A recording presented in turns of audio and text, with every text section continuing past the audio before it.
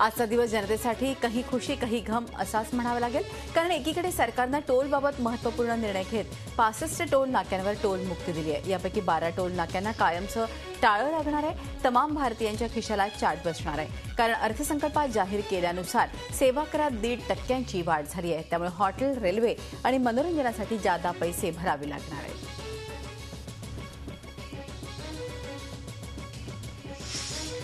ठाणेकरांची टोलमधून मुक्तता झाली आहे. घोडबंदर टोल नाक्यावर आता ठाणेकरांना टोल द्यावा लागणार नाही. घोडबंदर टोल नाक्यावर कार, एसटी बस, स्थानिक बस आणि स्कूल बस तसंच छोट्या वाहनांना टोलमधून सूट देण्यात आली आहे. मध्यरात्री 12 वाजता घोडबंदर टोल नाक्यावर सार्वजनिक बांधकाम मंत्री एकनाथ शिंदे आणि शिवसैनिकांनी टोलमुक्तीचं जोरदार सेलिब्रेशन केलं.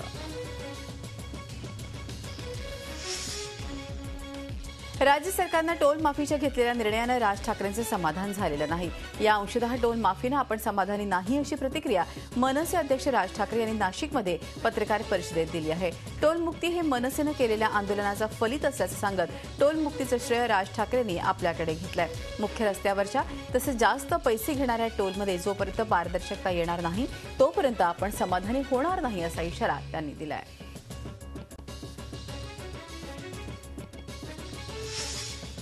मुंबईत म्हाडाच्या विविध भागातल्या 997 घरांसाठी सोडत जाहीर झाली.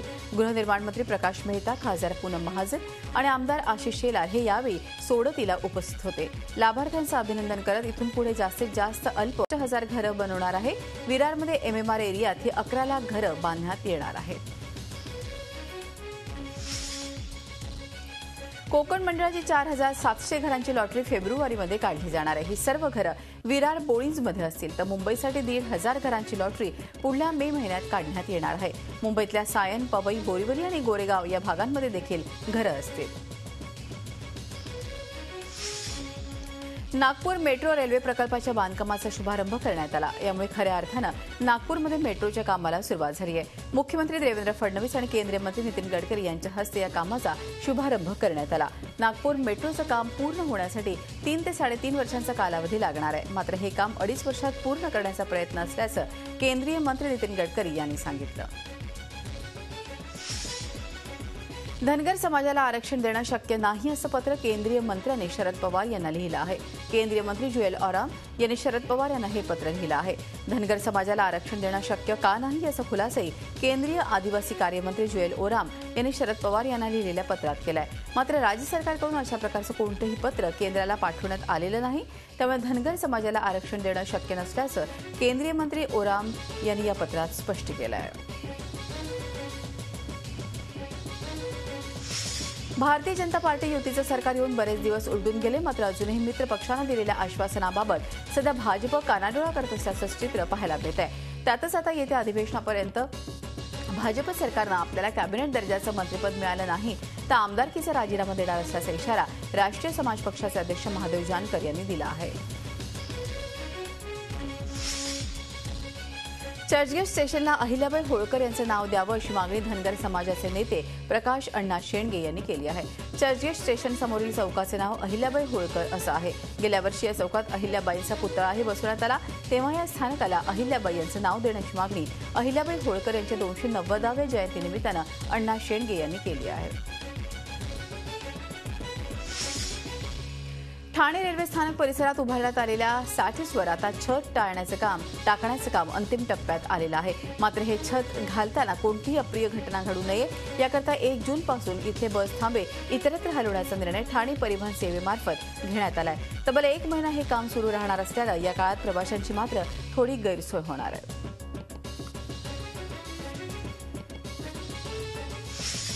लोकसहभागातून दुष्काळ निवारण करण्यासाठी आता मिस्टर परफेक्शनिस्ट आमिर खानही पुढे सरसावलाय. वेगवेगळ्या थीम घेऊन आमिर खान महाराष्ट्रातील जनतेला आता जलसंवर्धन आणि जलयुक्त शिवार या योजनेचं महत्त्व सांगणार आहे. आणि विशेष म्हणजे आमिर खान यासाठी चक्क मराठी भाषेतून राज्यातील जनतेला पाणी वाचवा असं आवाहन करताना दिसेल. या कॅम्पेनमध्ये आमिर सोशल मीडियाचाही वापर करताना दिसणार आहे. देशात काँग्रेस आघाडीचं सरकार असताना या सरकारनं शेतकऱ्यांसाठी 65,000 कोटींची कर्ज माफी दिली. मात्र सध्याचं सरकार उद्योजकांचं कर्ज माफ करून त्यांना मान देत असल्याचा गंभीर आरोप राष्ट्रवादी काँग्रेसचे अध्यक्ष शरद पवार यांनी केला आहे. केंद्रीय अर्थमंत्री अरुण जेटली यांनी देशाचा विकास दर वाढला असल्याचं सांगताना शेतकऱ्यांकडे सोयीस्कर दुर्लक्ष केल्याचा टोलाही त्यांनी लगावला.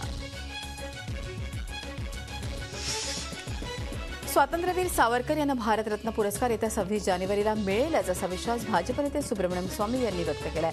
यासाठी सप्टेंबर महिन्यापासूनच केंद्राकडे शिफारस करणार असल्याची माहिती त्यांनी दिली. गरज पडल्यास सरकारवर दबाव टाकणार असल्याचंही ते म्हणाले.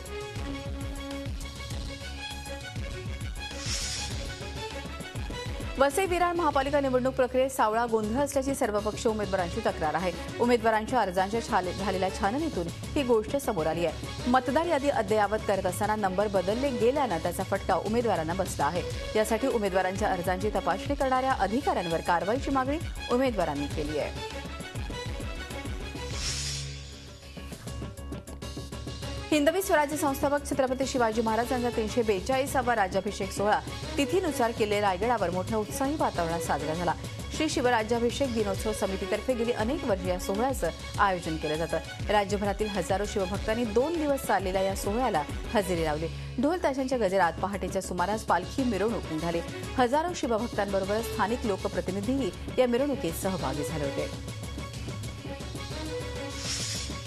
मे महिन्याच्या सुट्टीतील शेवटच्या विकेंडला पर्यटकांनी रायगडच्या किनाऱ्यावर मोठी गर्दी केली आहे. बच्चे कंपनीसह त्यांच्या पालकांनी किनाऱ्यावर खूप धमाल केली. अलिबागसह मुरुड, काशीद, नागाव, दिव्यागार, किहिमचे किनारे पर्यटकांनी फुलून गेले. समुद्राच्या पाण्यात मनसोक्त डुंबण्याबरोबरच वेगवेगळ्या वॉटर स्पोर्ट्सचा यथेच्छ आनंद लुटला. आता लहान मुलांना शाळांचे वेध लागले आहेत. अन्न आणि औषध प्रशासन विभागानं पुण्यातल्या 76 गुटखा विक्रेत्यांवर कारवाई केली आहे. त्यापैकी 40 जणांवर गुन्ह्यांची नोंद करण्यात आली आहे. जागतिक तंबाखू विरोधी दिनाच्या निमित्तानं FDA कडूनही मोहीम हाती घेण्यात आली होती. शहरातल्या प्रमुख रस्त्यांवर असणाऱ्या गुटखा ठेल्यांवर तसंच पान मसाला विक्रेत्यांवर ही कारवाई केली गेली. यामध्ये 1.5 लाखांहून अधिक रकमेचा साठा जप्त करण्यात आला आहे. रत्नागिरीतील साखरी नाटे बंदरात महाकाय मासा सापडला. जवळपास 23 फूट लांबीचा हा मासा असून तो मृतावस्थेत खाडी किनारी आढळून आला. व्हेल माशासारखा दिसणारा हा मासा करळ जातीचा आहे. हा मासा सापडल्यानंतर मच्छीमारांनी तो किनाऱ्यावर आणला. महाकाय मासा सापडल्यानंतर हा मासा पाहण्यासाठी लोकांनी मोठी गर्दी केली होती. पुण्यातल्या पौड पोलीस ठाण्याच्या हद्दीतल्या अमराळे वाडीत 20-25 गावगुंडांनी गावातल्या 4 चाकी आणि दुचाकी वाहनांची तोडफोड करत महिला आणि पुरुषांना मारहाण केल्याची घटना शनिवारी रात्री घडली. हातात तलवारी, कोयते, लोखंडी सळा घेऊन आणि हवेत गोळीबार करत गावगुंडांनी अमराळेवाडीत दहशत निर्माण केली. एका गावगुंडानं गावातल्या महिलेची छेड काढली. त्याला ग्रामस्थांनी विरोध केल्यामुळे काही गावगुंडांनी अमराळेवाडीत घरांवर दगडफेक करत वाहनांची तोडफोड केली आणि नागरिकांना मारहाण केली. व्हॉट्सअप ग्रुपच्या मदतीमुळे अपहरण झालेली 7 वर्षांची मुलगी तिच्या पालकांना परत मिळाली आहे. मुंबईतल्या पंतनगर पोलीस ठाणे हद्दीतल्या कामराजनगर भागातून 27 मे रोजी 7 वर्षांच्या रिया सुनील सिंगचं अपहरण झालं होतं. 26 वर्षांचा तरुण रियाला घेऊन जात असल्याचं सीसीटीव्ही फुटेजमध्ये कैद झालं होतं. या पुराव्यावरून पोलिसांनी व्हॉट्सअपचा वापर करून अपहरणकर्त्याच्या मुसक्या आवळल्या. यवतमाळ जिल्ह्यातील घाटंजी इथे भरधाव बोलेरो वाहन पुलाच्या कठड्याला धडकल्यानं झालेल्या भीषण अपघातात 6 जण ठार झालेत. पांढरकवडा इथे लग्न समारंभ आटोपून हे वराडी परतत होते. दरम्यान वाहन चालकाचं नियंत्रण सुटल्यानं गाडी नुकतीच गावाजवळील पुलाच्या कठड्यावर आदळली. ही धडक इतकी जोरदार होती की वाहनात बसलेल्या 14 जणांपैकी 6 जणांचा मृत्यू झाला. तर उर्वरित गंभीर जखमी झालेत. सर्व जखमींवर यवतमाळ जिल्हा रुग्णालयात उपचार सुरू आहेत. खासगी सरकारी सावकारी पाश आणि खासगी फायनान्स कंपन्यांच्या पाशात बळीराजा अडकत असल्याचं पुन्हा एकदा उघड झालंय. कर्जबाजारीपणाला कंटाळून अमरावतीमध्ये एका शेतकऱ्यानं आत्महत्या केली आहे. शिवारी ढोके असे या शेतकऱ्याचं नाव आहे. त्यानं आपल्या 2.5 एकर शेतात सोयाबीन आणि कापसाचं पीक लावलं होतं. मात्र दुष्काळामुळे शेतात पीक आलंच नाही. वादळी वारा आणि अवकाळी पावसात त्यांच्या घराचीही वाताहत झाली. या परिस्थितीमुळे ढोके आर्थिक अडचणीत सापडले होते. आघाडीचे इंग्रजी दैनिक डीएनएच्या मास्टर क्लासमध्ये इटालियन स्वयंपाकाचे धडे देण्यात आले. प्रसिद्ध शेफ राहुल ढवळे यांनी सोप्या पद्धतीचे इटालियन स्वयंपाकाचे तंत्र उपस्थितांना सांगितलं. गोरेगाव येथील मुंबई गार्डन सिटी या हॉटेलात आयोजित करण्यात आलेल्या या मास्टर क्लासमध्ये महिलांची उपस्थिती मोठ्या प्रमाणात होती. उपस्थितांनी विविध प्रश्न विचारल्यानं कार्यक्रमात रंगत आली. या कार्यशाळेची पॅनासॉनिक ही कंपनी पार्टनर होती.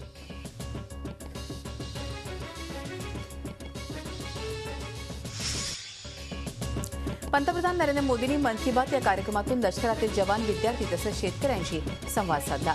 लष्करातील निवृत्त जवानांसाठी विचारात असलेली वन रँक वन पेन्शन ही योजना आमचं सरकार लागू करणारच असं आश्वासन यावेळी पंतप्रधान नरेंद्र मोदींनी दिलं। मात्र यासाठी सरकारला थोडा वेळ दिला पाहिजे असे ते म्हणाले। भाजप सरकारनं अर्थसंकल्पात जाहीर केलेल्या नव्या वाढीव सेवा कराची अंमलबजावणी 1 जूनपासून होत आहे। त्यामुळे सर्वसामान्यांचा महिन्याचा अर्थसंकल्प कोलमडण्याची शक्यता आहे। उपहारगृह, खानपान, रेल्वे प्रवास, मनोरंजन उद्यानात रपेट किंवा सांगीतिक सांस्कृतिक कार्यक्रम तसंच विमा हप्ते आणि फोन बिल यासाठी वाढीव सेवा करामुळे जादा दाम मोजावा लागणार आहे। यंदाही मान्सूनचा लेटमार्क लागलेला आहे, कारण केरळमध्ये ठरलेल्या मुहूर्तावर मान्सूनचं आगमन झालेलं नाही। चाल थोडीशी मंदावल्यानं मान्सून रेंगाळला आहे। आता 4 जूनला केरळमध्ये नैऋत्य मोसमी पाऊस बरसण्याची शक्यता आहे। भारतीय हवामान खात्यानं मान्सून 30 मेला केरळमध्ये दाखल होण्याची शक्यता वर्तवली होती। मात्र अरबी समुद्रात चक्रीवादळाची स्थिती निर्माण झाल्यानं मान्सून रेंगाळलाय। वाढत्या उकाड्यामुळे मान्सूनचं आगमन कधी होणार याकडे सगळ्यांच्याच नजरा लागल्या आहेत। गुजरातच्या जामनगरमध्ये प्रसिद्ध गायक कीर्तिदान गढवी यांच्या भजन कार्यक्रमात पैशांचा अक्षरशः पाऊस पडला। इथे जमलेल्या लोकांनी 1 नाही 2 नाही तर तब्बल 4.5 कोटी रुपये या गायकांवर उधळले। कार्यक्रमात पैशांची उधळण सुरू झाली ती काही थांबण्याचं नावच घेत नव्हती। गायक सुद्धा नोटांमध्ये मशगूल झाल्याचं पाहायला मिळालं। व्यासपीठावर फक्त नोटा आणि नोटाच पसरल्या होत्या। अशा प्रकारे दौलतजादाकडून पैशाचं उंगळवाळं प्रदर्शन करून काय साधलं जातं असा सवाल या निमित्तानं उपस्थित होतो।